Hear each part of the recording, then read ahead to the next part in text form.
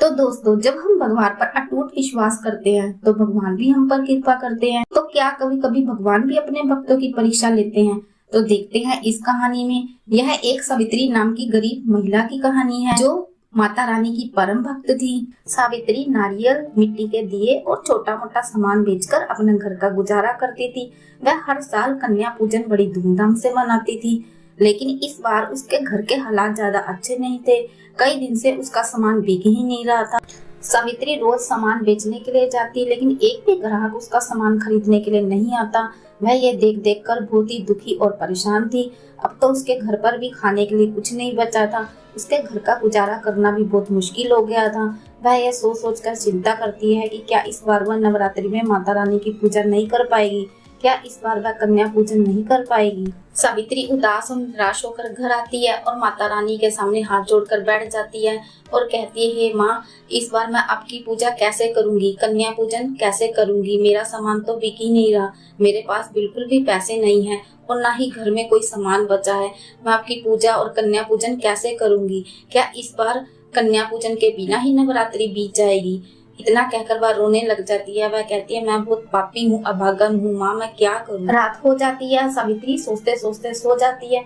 अचानक से उसे एक अजीब सा सपना आता है। वह सपने में देखती है कि दुर्गा माँ समय उसके सामने खड़ी है और कह रही है, बेटी तू चिंता मत कर, कल तुम्हारा सारा सामान बिक जाएगा, तुम अच्छे से कन्या पूजन कर पाओगी, मेरा आशीर्वाद सदैव तुम्हारे साथ है। ये सपना टूट जाता है और सावित्री की अचानक आँख खुल जाती है। सावित्री देखती है कि उसके मन में एक अजीब सी शांति थी।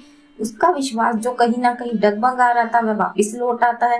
वह सोचती है कि दुर्गा माँ ने समय उसके सपने में आकर उसे आशीर्वाद दिया है, वह उसकी मदद जरूर करेंगे। सुबह हो जाती है। सावित्री अपना सामान बेचने के लिए जाती है। जैसे ही वह अपना सामान बेचने जाती है, उसके पास एक वृद्ध महिला आती है। वह उसका सारा सामान खरीद कर चली जाती है और उसे खूब सारा धन देकर जाती है। सावित्री धन देकर बहुत खुश हो जाती है। वह सोचती है कि अब मैं कन्या पूजन अच्छे से कर पाऊंगी। वह माता रानी का धन्यवाद करती है। अगले ही दिन अष्टमी वाले दिन वह खूब श्रद्धा प्रेम से कन्या पूजन के लिए प्रसाद बनाती है। सावित्री देखती है कि छोटी छोटी कन्या उसके घर पर आती हैं। उन कन्याओं के चेहरे पर एक दिव्य सी चमक होती है, मानो कि माता रानी उन कन्याओं के रूप में उसके घर पर आई हो। वह बहुत ही श्रद्धा भाव से उनके चरणों को धोती है और उनको बिठाती है और बहुत ही प्रेम से उनको प्रसाद परोसती है और बहुत ही अच्छे से कन्या पूजन करती है। सावित्री समझ जाती है कि माता रानी ने समय वृद्ध महिला के रूप में आकर उसकी मदद की है। कि आंखों में श्रद्धा, भक्ति और खुशी के आंसू थे। वह माता रानी का धन्यवाद करती है। सावित्री भावुक होकर कहती है कि हे माँ, मैं समझ गई हूँ, दिल से की गई प्रार्थना कभी बेकार नहीं जाती। आप हमेशा अपने भक्तों की पुकार सुनती हो।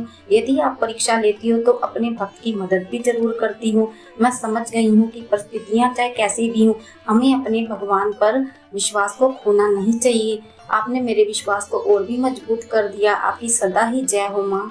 तो देखा दोस्तों आपने कैसे एक गरीब का सच्चा कन्या पूजन हुआ, कैसे सावित्री ने दुर्गा माँ से सच्चे दिल से प्रार्थना की और माता रानी ने उसकी श्रद्धा और भक्ति से प्रसन्न होकर उसकी मदद की।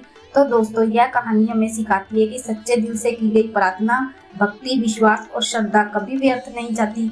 भगवान हमारी परीक्षा लेते हैं, लेकिन किसी न किसी रूप में वह हमारी मदद भी करते हैं। जीवन में कैसी भी परिस्थितियां हो, अच्छी या बुरी, लेकिन हमें अपने भगवान के प्रति अपने अटूट विश्वास को बनाए रखना चाहिए। तो दोस्तों, अगर आपको कहानी दिल से अच्छी लगी हो, आपके दिल को छू गई हो, तो कमेंट में जय माता की जरूर लिखें। आप सबको नवरात्रि की हार्दिक शुभकामनाएं। माता रानी की कृपा और आशीर्वाद आप सब पर बना रहे। जय माता दी।